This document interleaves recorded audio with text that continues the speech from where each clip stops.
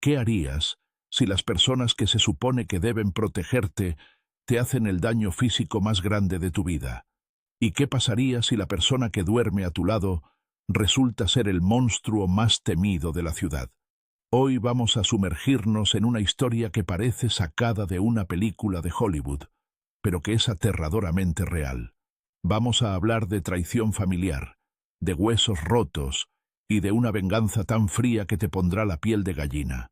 Te prometo que, para el final de este vídeo, tu concepto sobre la justicia divina y el karma va a cambiar por completo. Siempre nos han dicho que la sangre es más espesa que el agua y que la familia es lo primero. Pero, ¿y si tu familia es tu peor enemigo? Quédate hasta el final, porque el secreto que ocultaba mi novio es algo que nadie, absolutamente nadie, podría haber adivinado. Dime en los comentarios, antes de empezar, ¿crees que la venganza está justificada cuando te hacen un daño irreparable? Vamos a descubrirlo. Para entender cómo llegamos a este punto de locura absoluta, necesitas un poco de contexto sobre mi vida. Crecí en un hogar donde el dinero y las apariencias lo eran todo. Mi padre era un hombre de negocios implacable, y mi hermano mayor era el niño de oro, el heredero perfecto que no podía hacer nada mal. Yo, en cambio, era la oveja negra, la que siempre cuestionaba todo y nunca encajaba en su molde de perfección superficial. Hace unos 3 años, decidí independizarme y alejarme de ese ambiente tóxico. Fue entonces cuando conocí a Alessandro. Él era encantador, educado, siempre vestía trajes a medida y parecía tener un trabajo de consultoría que le obligaba a viajar mucho.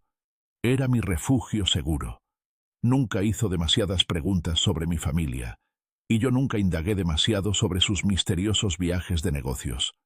Vivíamos en nuestra propia burbuja de felicidad, lejos de los gritos y las manipulaciones de mi padre. Pero el pasado siempre vuelve para cobrar sus deudas, y una disputa por la casa de mi difunta abuela nos obligó a reunirnos todos bajo el mismo techo. Comencemos analizando la dinámica familiar tóxica que preparó el terreno para el desastre. Muchas personas creen en el mito de que todas las familias, en el fondo, actúan por amor. Esto es una mentira peligrosa que mantiene a las víctimas atadas a sus abusadores. En mi casa, el amor estaba condicionado a la obediencia ciega. Mi hermano, a quien llamaremos Carlos, había desarrollado una adicción al juego que mi padre encubría constantemente para proteger el apellido. La situación llegó a un punto crítico cuando Carlos acumuló una deuda enorme y mi padre decidió que la solución era vender la casa que mi abuela me había dejado a mí en su testamento. Un claro ejemplo de este abuso fue cuando me citaron en la mansión familiar bajo el pretexto de celebrar el cumpleaños de mi madre. Al llegar, no había pastel ni globos, solo un abogado con unos documentos de renuncia a la propiedad, listos para que yo los firmara. Cuando me negué rotundamente a ceder mi única herencia para pagar los errores de Carlos, la atmósfera cambió de tensa a directamente violenta. Mi padre empezó a gritar, diciendo que yo era una egoísta y una desagradecida, mientras mi hermano me miraba con un odio palpable. Esa noche, me di cuenta de que para ellos yo no era familia, solo era un recurso que podían explotar o destruir si no cooperaba. Pero, ¿qué papel jugaba Alessandro en todo esto? Para entender el choque de estos dos mundos, debes conocer el secreto que mi novio escondía detrás de sus trajes caros. Existe el mito popular de que los mafiosos o criminales de alto nivel son personas ruidosas, vulgares, y que siempre van armadas hasta los dientes presumiendo de su poder. La realidad es mucho más escalofriante. Los verdaderos depredadores son invisibles, callados y extremadamente educados. Alessandro nunca levantaba la voz. Un ejemplo perfecto de su personalidad ocurrió meses antes, en un restaurante. Un camarero derramó vino sobre mi vestido por accidente, y el gerente vino a insultar al empleado frente a nosotros.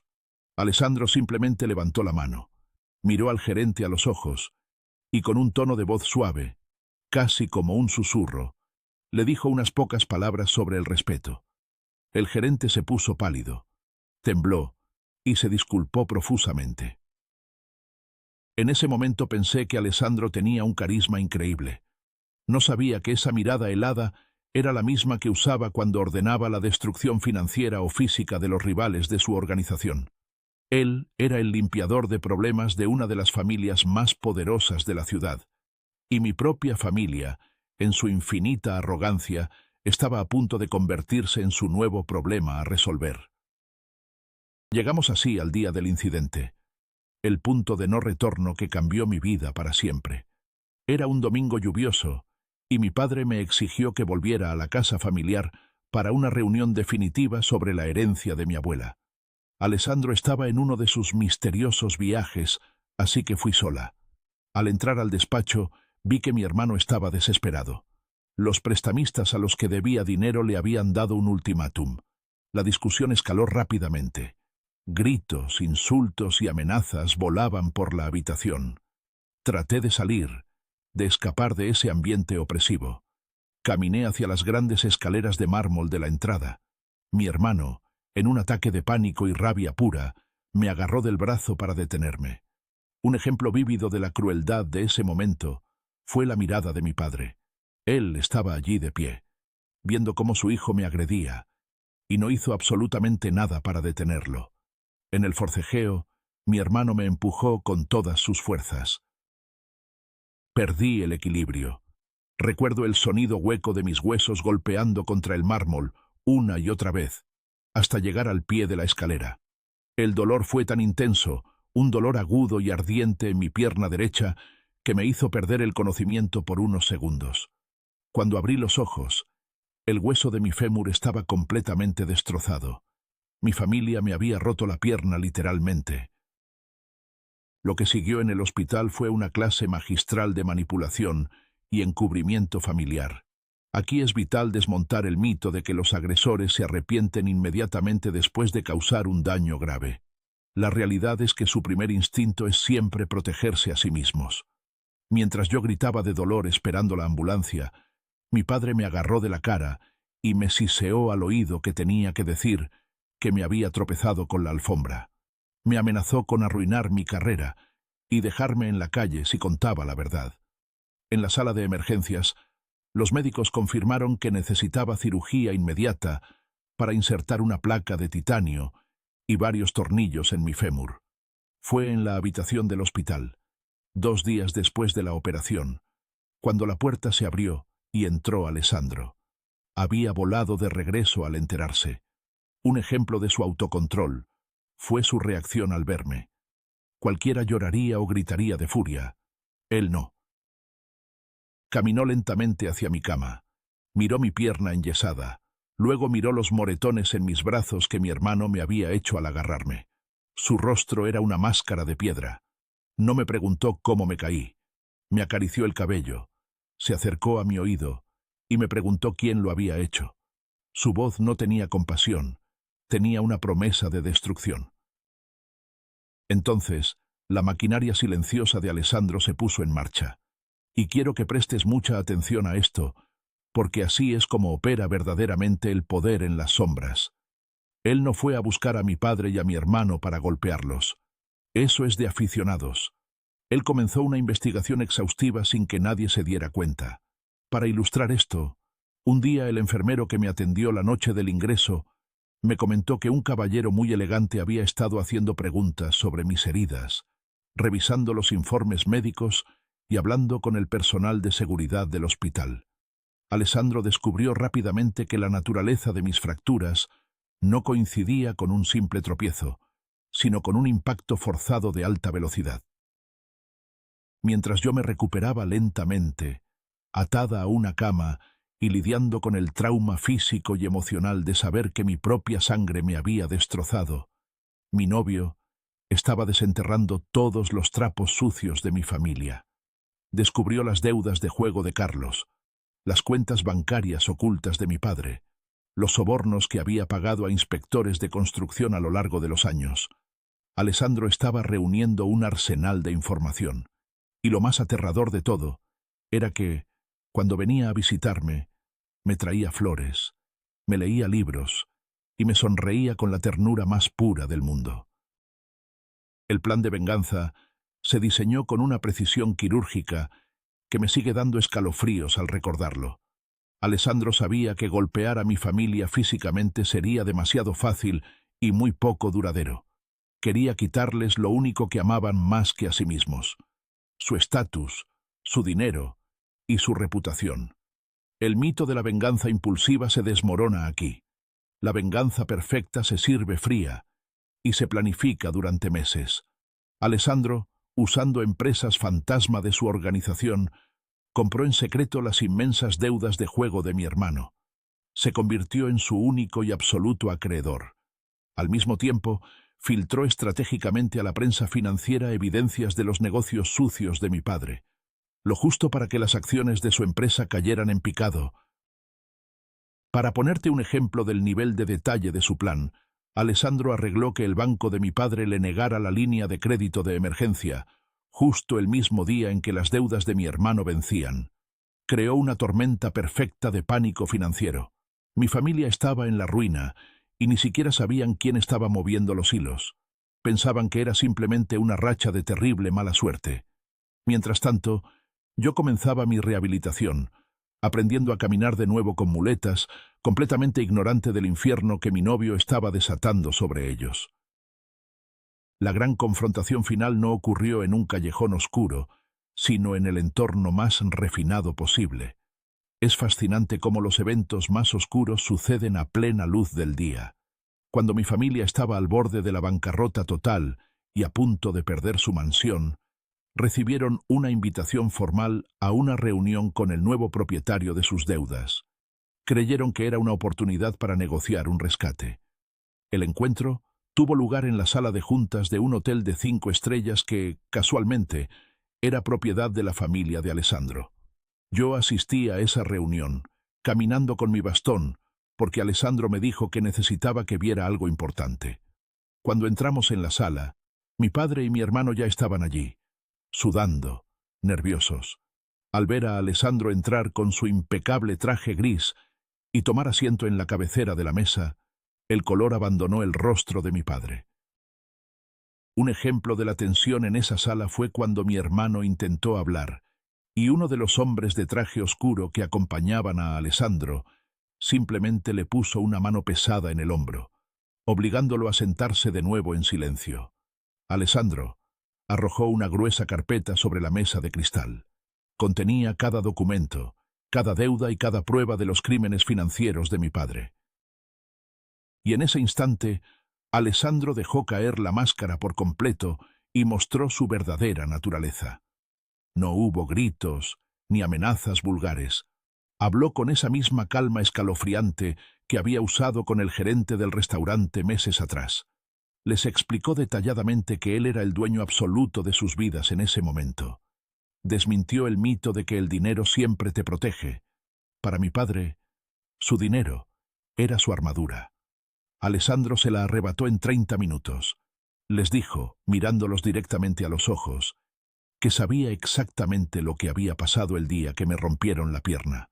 Les narró los hechos con un nivel de detalle que me hizo entender que probablemente había sobornado al personal de la casa para obtener la verdad. Un ejemplo brutal de su poder fue cuando le entregó a mi hermano un bolígrafo y un documento. Era la transferencia total de todas las propiedades familiares, incluyendo la casa de mi abuela, a mi nombre. Si no firmaban en ese preciso momento, las pruebas de los fraudes de mi padre irían directamente a la Policía Federal, y mi hermano tendría que responder ante los socios menos amables de la organización por sus deudas de juego. Estaban atrapados en una telaraña de la que era imposible escapar. Les había roto la vida por completo. La reacción de mi familia fue patética y me hizo darme cuenta de que nunca fueron tan fuertes como yo creía. Los acosadores y los abusadores suelen ser cobardes cuando se enfrentan a un poder mayor y real. Mi padre, el hombre de negocios implacable que me gritaba y menospreciaba, empezó a llorar frente a nosotros. Suplicó piedad, apelando a mi sentido de la familia. Me pidió que detuviera a Alessandro, pero yo me quedé en silencio, apoyada en mi bastón, sintiendo todavía el dolor fantasma en mi fémur, lleno de titanio. Mi hermano, temblando de puro terror, Firmó cada papel sin leerlo. Aquí se ilustra perfectamente un cambio de poder absoluto. Alessandro tomó los papeles, se los pasó a su abogado, y luego se levantó. Se abotonó la chaqueta del traje y les dio su ultimátum final. Les dijo que tenían 48 horas para abandonar la ciudad. Si alguna vez volvían a contactarme, si alguna vez volvía a verlos cerca de mí, las consecuencias no serían financieras, sino definitivas. La forma en que pronunció la palabra definitivas hizo que el aire de la sala se volviera helado. Salimos de ese hotel dejándolos reducidos a la nada. Habían perdido su estatus, su hogar, su dinero y su falso sentido de superioridad. Las secuelas de este evento me dejaron con una profunda reflexión sobre el bien, el mal y la moralidad humana. Recuperé la herencia de mi abuela y me convertí en la dueña de todo el imperio que mi padre había construido sobre mentiras. Ellos desaparecieron, se mudaron a una ciudad pequeña en otro estado y viven en la más absoluta mediocridad, aterrorizados por la sombra de mi novio. Muchas personas creen en el mito romántico de que el amor lo cura todo y de que los monstruos pueden cambiar por amor. Yo no me engaño. Sé perfectamente quién es Alessandro. Sé que el dinero que paga nuestras vacaciones y nuestra seguridad tiene un origen oscuro y peligroso. Un ejemplo de mi nueva realidad es que ahora viajo siempre en un coche blindado con un chofer que nunca sonríe. He cambiado un tipo de prisión familiar por una jaula de oro construida por la mafia.